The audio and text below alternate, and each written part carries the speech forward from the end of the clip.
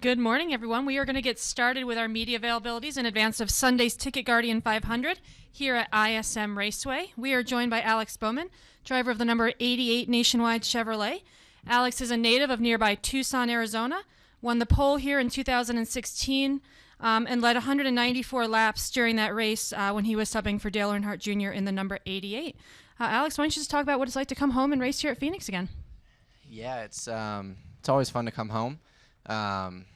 Don't really get to spend a lot of time out here, so it's definitely an enjoyable trip. I really enjoy this racetrack too. We've been pretty successful here. Wish we could close races a little better here. We've run really well here in the Xfinity Series and the Cup Series, and just never been able to close one off. So hopefully that all changes this weekend.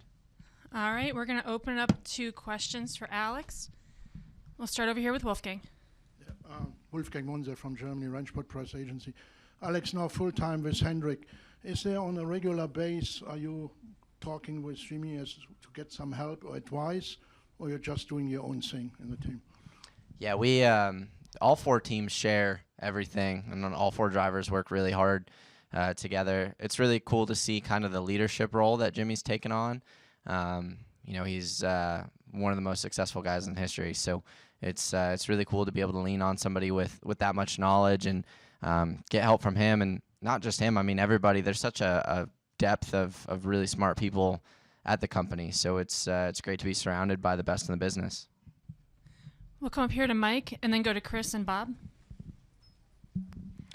Mike Hembry, USA Today. This track seems to be one that younger, less experienced drivers adapt to maybe a little quicker than some of the others, maybe some of the mile and a halves. Any particular reason for that, or? Not really. I feel like it took me longer to get kind of a grasp of this place than the mile and a halves, really. So honestly, I think a lot of what people look at as how a driver adapts to somewhere, or a driver just runs really well a mile and a half and struggles on short tracks, or is good on short tracks and struggles on a mile and a half, is much more about the race car and the package that they have than about the driver themselves. You know, when I first came here, we never really ran that well, and crew chief was like, man, you just can't qualify here. Like, you can't make speed here. And then I got in a good car and sat on the pole. So it's so much about equipment, and sometimes your mile and a half program is better than your short track program, and it makes you look like you adapt to different places differently. So at least that's my opinion. Some people may struggle with short tracks, or it's probably different for everybody, but I think it's really more about your program. We'll go to Chris. ChrisKnightCatchfans.com. I'm just curious how your visit to Detroit went a couple weeks ago. Did you enjoy it? And then I got a follow-up. Yeah, going to Detroit was really cool. Got to stay in Harley Earl's office, which was really cool, and just see some of the new innovations that GM and Chevrolet are working on. So it's really cool to be a part of that family now, and get to see everything they have going on. It's just a cool facility, and had a lot of fun. Really enjoyed it. 3 races in, how would you assess your start to 2018? Well, Daytona went well. We had a really fast race car and contended all day, and then got caught up in a wreck at the end. There's really nothing you can do there. But we haven't. Other than that, we have not run how we expect and how we want to run. So it hasn't been a great start for us. I think we unloaded at Atlanta and quickly realized that we have a lot of work to do. So we got the best guys in the business back at the shop working hard. We made progress last week. We were definitely better last week. Didn't get the finish we would have hoped for, but we're making progress. So to start the year, we're behind what we expected to be, but there's like I said before, there's such a depth of really smart people at Hendrick Motorsports that I'm confident that we'll be contending for race wins soon. We'll go to Bob in the back. Bob Parkhurst, ESPN. Any difference coming to a track with the Hendrick team that you've been to before with the Hendrick team? Absolutely. I think we have a notebook of what I liked here, and a really good one at that. We were really fast here before, so I think it's a positive. We got some changes. You know, the race cars changed. We have the new car in the Camaro's, the L1. A lot has changed, but at the same time, we have at least we have something to kind of look back on and look at what changes I liked and didn't like throughout practice, and where our car was strong and where we needed work. So I think it's always good to have that notebook to lean on, and especially here with as good of a notebook as we had. Any additional questions for Alex? Y'all are like so energetic this morning. Like, you need some Mountain Dew kickstarts or what? All right. Thanks for joining us, Alex. Good luck this weekend. Thanks. All right, we're going to continue our media availabilities in advance of Sunday's Ticket Guardian 500 here at ISM Raceway. We are joined by Kevin Harvick, driver of the number 4 Jimmy John's Ford. Kevin has won a track record 8 races here at ISM Raceway, leads all drivers in laps led and fastest laps here at Phoenix, and is looking to win 3 in a row here, which has only been accomplished 3 in a row this season, which has been only accomplished 23 times in NASCAR's modern era. Kevin, why don't you just talk about what it's like to come back here to a track where you've had so much success? Nobody wants to talk about that. Let's just go to the first question. They all have the stats. There. Bob Hocker, ESPN. I have one, and then I'll follow up. Do you feel that 7 playoff points penalty for what NASCAR said your team violated? Well, you know, I think as no. First off, you know, I think as you look at the penalty in itself, it's very confusing.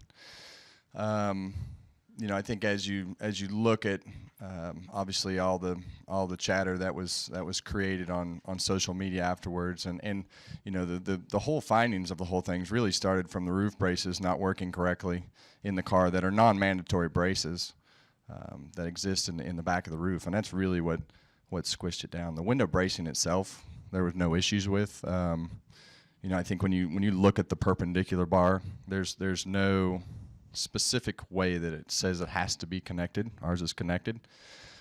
And I think as you look at the bracing itself, there was no issues with that. The roof caved in, pulled the back and top of the window down, and that's really you know, the root of the social media outrage that came after the race. The car passed all the optical scanning station inspections and everything after the race. So the car was built to tolerance, and you know, the scary part for me is the fact that we went far enough to find something on the car at the R&D center, which they could find something wrong with every car if they took it apart for, you know, a whole day at the R&D center, and you know, the side skirts material is on us. You know, that rule was put into place February 18th. You know, it should have been aluminum. It was steel. So, you know, I think that's really the kind of the meat of what gave them the ability to actually get the fine to where it was meaningful enough to appease everybody on social media. And when you look at that, instead of explaining it correctly with the roof bracing that failed, and explaining that you know, there was probably 20-some cars in the field that you could call that same penalty on for the bracing and the windshield attachment to look at if you really want to go through pictures. And so that's a slippery slope, and we saw a lot of pictures pop up from, you know, previous years and you know, previous events this year, same events this year of you know, window bracing failures, which we didn't have, and you know, windows not attached to the bracing. So, you know, it is what it is, and I can tell you, you know, how we've dissected it from a team standpoint, and we go from here. So, you know, I've seen this, and you know, you look at golf and you look at the fan officiating and the chaos that it caused, and you know, I think you see some of the repercussions of finding a penalty, you know, that was big enough to make the car sufficient to have a fine big enough to, you know, to appease everybody. So that didn't work in golf, and you know, it won't work here. And I think as you look at it, you have to, you know, take it and move on, and you just deal with it and go forward. Did your performance, and would you have won despite those issues? Absolutely, yeah, hands down. You know, I think as you look at Atlanta, the car was there the week before, same team, same window bracing, same roof, same side skirts, same everything. And it was in the R&D center the week before. It's been there 49 times in 3 years. So technicalities. You gotta if you gotta find a technicality that's that deep, then that's the thing that's frustrating from a team standpoint, and especially the explanation. And when you look at the window bracing and the way that the window's attached to the car, I mean, you could call that penalty on any car in the field at some point. I've had window braces smash in the front of my car, weeks, several times. I mean, we have that happen. They fail all the time in the front. So, if we want to officiate it with fan pictures, now if you want to officiate it with pictures during the race and call people to pit road and do those types of things from a NASCAR standpoint, I'm fine with that as long as it's consistent. But as you can see from a lot of the pictures that roam around on the internet currently this week, it's not consistent. We'll go to Claire and then Mike. Claire B. Lang, Sirius XM NASCAR Radio. How will this impact you? Do you feel like It just motivates us, I can't wait to win another race and jump up and down in victory lane on the back window of my car. With your car chief being gone, people do know about you that you're a guy who digs in when you feel like you've been wronged or there's something to prove. Well, the officials in the garage do a great job, and it just feels like it's a micromanaged situation, from above what these guys do in the garage, to appease people sitting on social media and trying to officiate in a sporting event, and instead of letting these guys in the garage, do what they do and do a great job with it week in and week out. And that's the frustrating part is when my crew chief left the R&D center, he felt like there were nothing that they found and no issues with the car, and then you see the penalty pop up Wednesday night. Do you feel without the pressure of the fans on social media, you would have been called for this penalty? I don't think so. I don't think so. And like I say, that's a slippery slope because you see the repercussions of all the pictures and things that pop up, from previous races and things, and immediately show, that that's not something that has ever been taken before. So, sometimes you feel like you get a bit proven a point, and I don't think that I think that's more the case than anything here. And like I say, I compare it to golf because it just failed miserably when you look at Lexi Thompson and the outrage of the players and the things that happen over the last couple of years, and really the root of the problem is my friends that don't follow racing for the most part are they're very confused on a penalty that comes out on Wednesday. And I think I listened to Sirius XM this week and Darrell Waltrip's explanation of how all this should go is dead on. And that's the part we have to fix. We have a fine. I'm fine with that. I'm going to go race the car. We're going to put the cars together, and we're going to get over it, and we're going to move on. And the cars are going to run great, and we're going to do all the things that we want to do. And as a sport, that's just something that we've all been talking about. And that was definitely something that the optical scanning station was definitely supposed to help alleviate with what we've been told. And when there's things wrong and things fail and things happen, they still have to officiate the sport. But when it comes out on Tuesday, it's to the casual fan, it's very confusing. We'll go to Mike and then to Wolfgang. Mike Hembry, USA Today. Kevin, from what you said, it seems like there's a pretty big window for an appeal. You guys don't plan to appeal? That's just way above my pay grade within the team. So, I try to take in what I can get from the team, with where we stand on how we feel about the penalty, and then we move on. And that's really the reason that I'm here today to just address it all and move forward, and from here on out, the team and NASCAR can handle all that. We'll go to Wolfgang. Yeah, Wolfgang Munzer from German Rennsport Press. Yes, sir. You were using quite a few times now the word frustrating and confusing. All your explanations, what you told me concerning the fine, is even more confusing for me. In short term, you don't think that the rule book has to be rewritten in some parts, the NASCAR rule book, to make it more clearer? I'd say if it's going to be officiated properly and correctly in its current state, you know, when you look at all the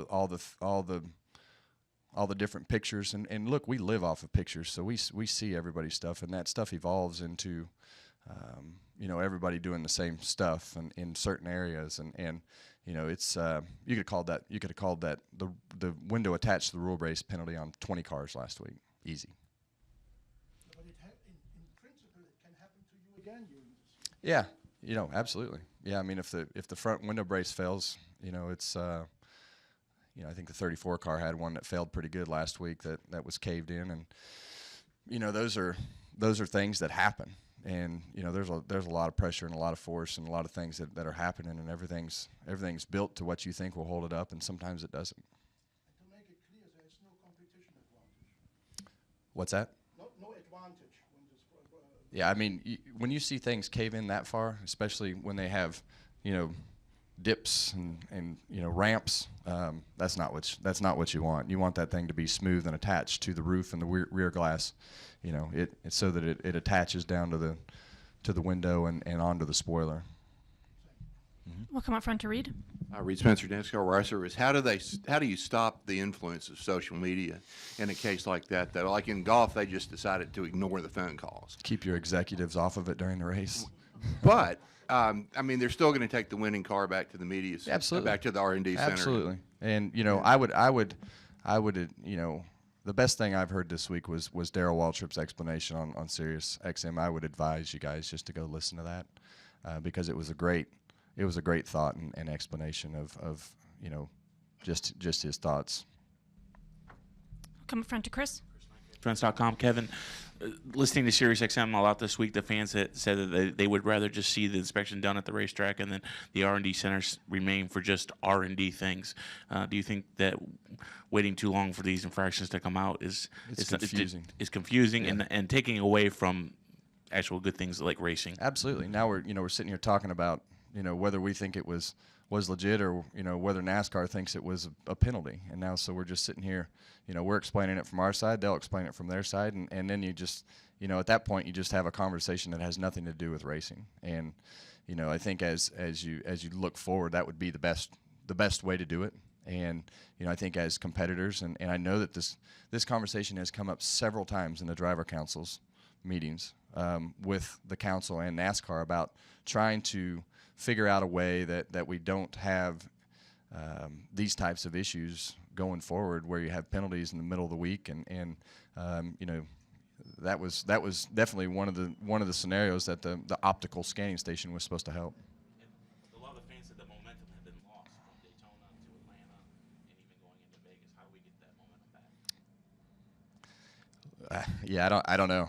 You know, I think as you look at you know, everything that's going on, it's a conversation that as a team we don't want to have, and you know, I think as a sport, it's obviously you don't want to be talking about penalties, but we're right back to where we were, but you know, with the LIS machine and all the conversations that we had about that, the conversation that you know had went away is now right back in the play.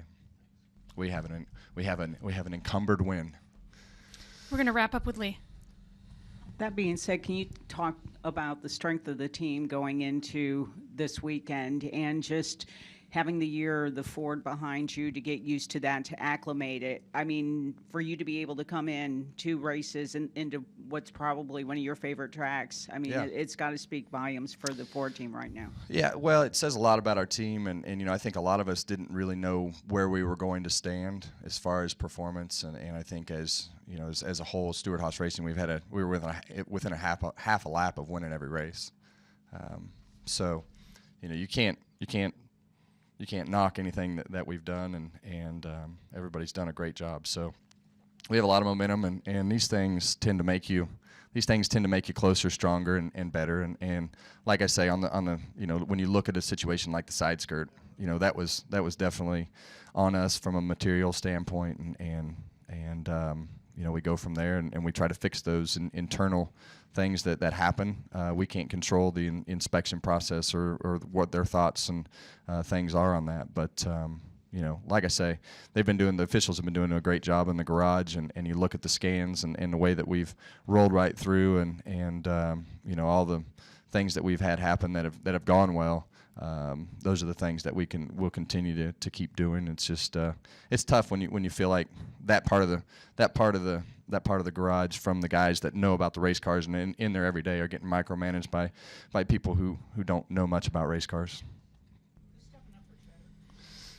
Let's see, Nick. He was car chief at the 47. So, we've got a car chief that has done that before. That's the other confusing part about the penalty. If it's such a big deal, why is my crew chief still here? I don't understand. Without your car chief, will you be able to, is that going to be a real big hit? You have so many guys that do the same thing every week, and Nick's been the car chief, and Nick's actually the guy that sets all the cars up in the shop. So Rodney is a key player in that. But the confusing part about it is, you have this huge penalty, but your crew chief doesn't get suspended. It's just a lot of confusion in my mind. All right, Kevin. Well, thanks for joining us today. Good luck this Thank weekend. you. All right, now on to our NASCAR Xfinity Series media availability. Can everybody hear that? Now on to our NASCAR Xfinity Series media availability for tomorrow's DC Solar 200, 4 p.m. Eastern Time on Fox, by the way. We're joined by the driver of the number 7 BRANDT Professional Agriculture Chevrolet, Justin Allgaier. The driver of the number 19 Juniper Toyota, Brandon Jones. And the driver of the number 2 Dollar Shave Club Chevrolet, Matt Tifft. So I thought we'd just go through in the line, and what are your thoughts on tomorrow as the defending winner, Justin? Well, obviously it's always good to come back to a racetrack where you've had some success at, and winning here last year was great. For us as a team, it was a great way to lock our way into the playoffs. But also too, this is a fun racetrack. I love coming here since the first time we've been able to come here. It's been a great racetrack for me as far as just being fun, and this race is no different. It's obviously the new name being called ISM Raceway, that's obviously a big deal for us. Everybody wants to win the first race, right? So you obviously want to win that race and have the trophy with that for the first time. But just getting a win anymore in the Xfinity Series is so important that hopefully we can back up last year and go have some fun today. Matt? I think always coming for Phoenix has been enjoyable for me, but our schedule, it's such a change of pace of what we do run in the first part of the season. So coming to a short track place that has almost no banking, it's a fun track for the drivers. But for me, I feel like we've been 1 or 2 steps away from being good here, just haven't quite hit it. So coming out here and coming from the experience of last year into this season, I'm excited to get to practice today and see what we can do with our Dollar Shave Club Camaro. And it's just it's always fun coming out here, but it's a tricky place, and there's so many variables that you have going on, and you have to get your car to be able to last the whole race. So we'll be working on that, and I'm looking forward to it. Phoenix has always been one of those tracks that I've had to put a lot of effort into and trying to get really good at. That's been one of the really awesome things about my switch to Toyota this year is using their resources and their simulator programs and everything they have there, and really working on this track. So I've been decent here in the past and just haven't ever had that little bit extra edge to work into the top 10 and top 5 here. So I think with all the work we've been putting in, myself going back and studying races, watching film and stuff, I think I'm actually going to be pretty good, hopefully. So we'll just have to see when we get on track. But this is always a fun one for sure. Me and Justin were just kidding. We're going to do a little bit of sweating, I guess, this weekend. It's going to be kind of hot this weekend. So it's a fun track to come to. All right, and I'll open up the floor for questions. Wolfgang. A question to Matt Tifft. Obviously, the Xfinity cars are different to the Cup cars. Nevertheless, are you going to get some advice from your Cup driver colleagues from Richard Childress Racing when you approach qualifying and race in Xfinity? Yeah, absolutely. And one of the guys is going to be in there in the 3-car. Ty Dillon will be there, and Austin was really good here last year, and we got some great notes to go off of him. And our Xfinity teammates have been good here in the past. Obviously, Daniel Hemrick had a great run here in the fall, so I'll be leaning on him. But also Ty to learn what he's been able to figure out in the Cup car here. And this place is all about rolling momentum, and the Cup cars and Xfinity cars are obviously so different in the power bands that they have and the speeds that they carry. So for sure, that's been the great thing about RCR is the shared information there, and we'll keep that line of communication to where I can learn some.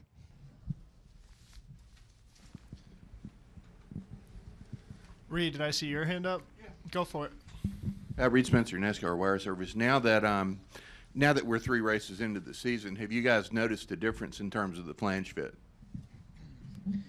I think as far as the fundamentals go, no, not really. It's kind of same old for us. We do the same things when we go to the racetrack. Inspection line is the same, albeit probably a little bit harder if you're out of tolerance to be able to put yourself back into tolerance, just because the bodies are, I don't know if rigid is more the right word, but they're not as pliable. And two, the amount of bracing that we have is way different. We're kind of stuck in a box with where the braces have to be at. So, it puts it on the guys of the shop a lot more to have everything exactly where they need to be at. I think everybody's kind of going through that a little bit with the OSS. We're making changes anyways. But I think, for us, the one thing that's been nice is that the composite body has been pretty seamless as far as just introducing it and rolling it out. And, it takes a lot of work to make it seamless, but all the teams have really put in the effort and the time, and it seems like it's working out really well. Go ahead. No, you're good. Hey, you can go. Fine, go ahead. He doesn't really want to answer it. I was just curious if you two have like a friendly bet, since you almost like switched places over the off season. Which of the two of you was going to finish higher in points this season? That's why I let them sit next to each other. No, that's going to be me. Yeah. No, we haven't really talked about that, have we? No, we haven't. Really. It is kind of funny how that works. And, it was funny. That was the first time it's hit me all year when he was introducing us. And he said the number 19. I was like, oh, wait, no, that's not me. A little different for sure. I think you've got a lot of my old guys as well. So going through the garage, I still talk to all his crew and wave and everything. So it's funny, but it is how the sport works. I mean, it's kind of a cycle every once in a while. You get into an area where you're at a place for a couple of years and you switch, and then even with the team guys, it feels like. I mean, I've had crew chiefs that have been in places before, and then I've reconnected with them, a couple of years later at a new team. So it's kind of a cycle of racing. Yeah, I mean, even for me, our motor guy, Lanny Barnes, he was on my ARCA car at Schrader's years ago. So there's always people you're going to reconnect with and be with them. So this, it kind of goes back to how NASCAR really is a family, and you're going to work with each other one way or another throughout your career. So it's better to be on good terms with those guys. And obviously, they're both very respectable organizations, and I think we're both happy to be where we're at. For me, going to just a new team in general is always kind of difficult. You have to relearn everybody, and you have to relearn exactly how everyone kind of feeds and takes information from you. And so for myself, I'm having to learn how to tell Chris Gaypart, my crew chief, about how the car is handling and things like that. So something that may have worked last year with Nick Harrison may not work with Chris Gaypart. So I've had to relearn what he kind of likes to hear and stuff on the radio some. As far as the cars, they're completely different inside. I switched actually this year to a whole new style seat, so I'm doing carbon fiber seats instead of the aluminum. So that was way different, trying to get that all fitted up correctly. Dash layouts are all different. So there's so much different stuff. Obviously, manufacturer switch, and so relearning faces there, and learning what kind of resources we have to use there, and making sure I take advantage of them too, because there's plenty of it there to get good at. It's funny, I can't really say anything different other than it's just the opposite side. I mean, same thing for me. You're switching from Toyota Chevy. You have different seats. You're doing different seat inserts. When we got through Daytona, we kind of assessed where we were at with everything between communication on the team, driver comfort, all that kind of stuff, and we made adjustments. And I feel like it's been pretty easy as far as that stuff going, and it feels like we're not in a transition phase anymore, but just kind of in the flow of things now. And I think once you get through Atlanta, that's kind of your landmark weekend to get things all kind of getting together, because the jump between Daytona and Atlanta is so tough for your routine, your rhythm of the weekend. So once you get through there in Vegas, you kind of feel like everything is going as you're kind of used to it being. So, but it's been great for me. But it's definitely a change, but it's been fun, and I've really enjoyed it. And I think me and Randall Burnett have worked really well together, and I'm excited to see what we can do. Chris? Back on Lee's question, are you guys content with your performances with your new teams after 3 races? And then I have a follow-up for Brandon. No, not yet. I feel like we are making progress every single weekend. I think that's the important thing, is just continuing to build and continuing to get better. Obviously, we've been 1 or 2 spots out of the side of the top 10 the last couple weeks, so we want to break inside there and run inside there. So I think we're getting closer, and one of the hardest things, too, is just to get a baseline package off the truck that, he's got to learn what I want in the car, and I got to learn how to give my feedback to him and what'll make us better. So I'm definitely not content. We don't have a win on the board yet, and we're not going to stop until we get there, and obviously the goals will continue to elevate as we go throughout the season. Last week we were extremely happy with how the race went with us. Every single weekend so far we've had something go wrong though, so I haven't 100% really assessed how, as a team that we're doing.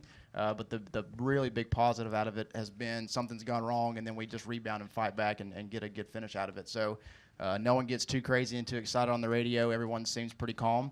And like I said, we've had either got into a couple incidents or we've had some flats or something, and we just rebound and try to get a top 10 and salvage out of the day. So they've done an excellent job at executing on that this whole year. But I think after the 5 races, the first 5, I think we're going to have a really good assessment of where we're at. Brandon, it seems like it appears that you've picked up your game from performance standpoint as far as being in the gym and whatnot, working out and whatnot. Can you talk a little bit about that? Yeah, something I should have really put a lot of emphasis on last year and just didn't for whatever reason. And so I've kind of been committed this year to doing as much as I possibly can to eliminate on my side of the things, anyways, of what could be causing performance wise stuff. And so working out in the gym, studying so much film, and studying so many things on the simulator and data and things like that JGR has from the past and the present. So I've been putting in, pretty much Sunday all the way up until we leave time and work. So we're trying anyways. We're trying to get there and trying to get to that top 5 level and to get a win level. Any more? Bob. To Kyle Busch at all after last week, or do you just kind of let that go? No, we did. I called him on the phone and talked to him and got his side of view and everything on that. And so it's just hard racing, man. It's so difficult to pass on these cars and these tracks when these cars are so close the way they are. So just a little bit of a racing incident, but we did talk about it, and we're all smoothed over, and I think we're on the same page now and everything. Lee again. Justin, talk a little bit about the dynamic at JRM, because you and Elliott, it's like every year you seem to be there. And what's that like for your relationship? Because it just, to me, it would be like, I don't know, I'm trying to figure out if just knowing the kind of how competitive you both are and knowing you're in the same equipment, it just seems to, whatever happens, you guys always seem to find each other. Yeah, I mean, it's hard. Obviously, when you go to a race team where you've got multiple cars, I mean, we have 4 cars and we've got 4 great race teams. And, every week we find ourselves battling each other. As much as we battle everybody else, we battle each other. And Elliott and I obviously have been teammates now for the last 2 seasons, going on to the 3rd season this year. And it's been fun. It's not without challenge. I mean, obviously, number one, you're gonna race a teammate a little bit differently than you are everybody else. I mean, it's just the nature of it, right? You're gonna be more aggressive, or you're gonna take up more real estate when you're racing somebody else versus a teammate. But on the flip side of it, that could be the difference in winning or not. And that could be the difference in winning a championship or not. Last year it was the difference in winning a championship. The addition to Tyler this year has been really good. Obviously he stepped right in and has run really well already. So, I think the dynamic for us is always been, if it's the last lap and you're going for the win, you go hard. And I think that Dale and Kelly and everybody at Junior Motorsports kind of is that same way, right? Just don't wreck each other.